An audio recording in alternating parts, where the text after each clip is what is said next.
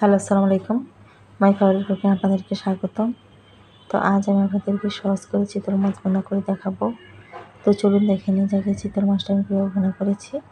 তো ভিডিও দেখা শুরুতে প্লিজ একটা লাইক দিয়ে ভিডিও দেখা শুরু করবেন।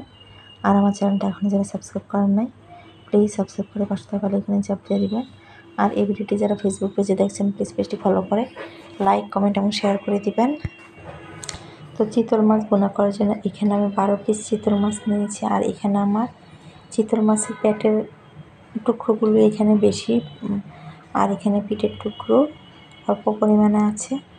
তো এই মাছগুলো আমি পরিমাণ মতো লবণ, হলুদ, মরিচের গুঁড়ো আর সামান্য পরিমাণে গোলমরিচের গুঁড়ো দিয়ে মাছগুলো মেখে ভেজে নিয়েছি।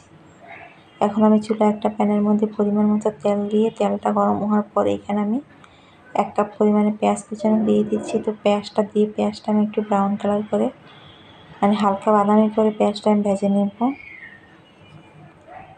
তো আমি পেঁয়াজটা ভেজে নিচ্ছি। তো পেঁয়াজটা আমি হালকা বাদামি করে ভেজে নিলাম। এখন এখানে আমি আদা রসুন বাটা দিয়ে দিচ্ছি 1 টেবিল চামচ পরিমাণে। তো আদা রসুনটা দিয়ে পেঁয়াজটার সাথে একটু ভালোভাবে ভেজে নেব যাতে আদা রসুনের কাঁচা গন্ধটা চলে যায়। তো আমি আদা রসুনটা একটু ভালোভাবে ভেজে নিলাম। এখন এখানে মাঝারি সাইজের 2টা টমেটো কেটে দিয়ে দিচ্ছি। সাথে এখানে আমি 1/2 চা চামচ পরিমাণে দিয়ে দিচ্ছি হলুদের গুঁড়ো, 1 চা চামচ দিয়ে দিচ্ছি মরিচের গুঁড়ো, আর 1 চা চামচ দিয়ে দিব ধনিয়ার গুঁড়ো, আর 1 চা চামচ দিয়ে দিচ্ছি জিরার গুঁড়ো, আর স্বাদ মতো লবণ দিয়ে দিচ্ছি। দিয়ে এই টমেটো আর পেঁয়াজটা একটু কষিয়ে নিব। আর এই পর্যায়ে চুলার হিটটা কমিয়ে দিব। তো মশলাটা পেঁয়াজ, মশলা, টমেটো একটু কষিয়ে এখন এখানে আমি সামান্য একটু পানি দিয়ে দিব যাতে কষাতে গেলে যাতে মশলাটা পুড়ে না যায়। তো সামান্য একটু পানি দিয়ে এটা একটু ভালোভাবে মিশিয়ে তারপরে আমি ঢাকনা দিয়ে ডেকে এই টমেটোটা আমি রান্না করে নেব যাতে টমেটোটা তাড়াতাড়ি সফট হয়ে যায়। তো এখন আমি ঢাকনা দিয়ে ডেকে দিলাম। তো কিছুক্ষণ পর আমি ঢাকনাটা উঠিয়ে নিচ্ছি। আর এর মধ্যে আমার টমেটোটা অনেকটাই সফট হয়ে গিয়েছে। এখন এটা আমি আরেকটু ভালোভাবে নেড়েচেড়ে এটা আমি আরেকটু কষিয়ে নিব।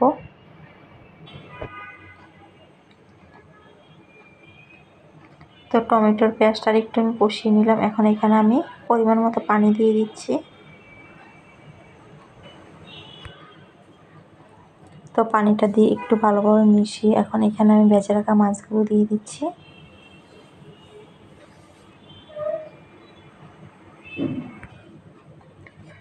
মাছগুলো দিয়ে এখানে আমি 4-5টা কাঁচামরিচ হাত দিয়ে ভেঙে দিয়ে দিচ্ছি।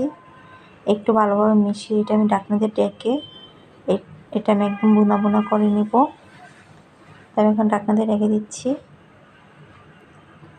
তো কিছুক্ষণ পর ঢাকনা উঠে আমি একটু নেড়ে দিব। আর এই পর্যায়ে যদি বাসায় ধনিয়া পাতা থাকে অবশ্যই এটাতে ধনিয়া পাতা অ্যাড করবেন। আমার কাছে ধনিয়া পাতা ছিল না তাই ধনিয়া পাতা দিতে পারি নাই। এখন আমি একটু ভালো নেড়ে দিচ্ছি। আর এর মধ্যে আমার মাছটাও প্রায় হয়ে আসছে। এখন এটা আমি ঢাকনা দিয়ে ডেকে আর কিছুক্ষণ রান্না করে এটা আমি চুলাটা বন্ধ করে দিব। তো কিছুক্ষণ পর আমি চুলাটা বন্ধ করে দিলাম। আর এর মধ্যে আমার মাছ ভুনাটা হয়ে গিয়েছে। তো হয়ে গিয়েছে সহজ করে চিতল মাছ ভুনা করার রেসিপি। আর রেসিপি যদি আপনার ভালো লেগে থাকে প্লিজ লাইক, কমেন্ট এবং শেয়ার করে দিবেন। সবাই ভালো থাকবেন, সুস্থ থাকবেন। আজ এই পর্যন্তই আজকের জন্য।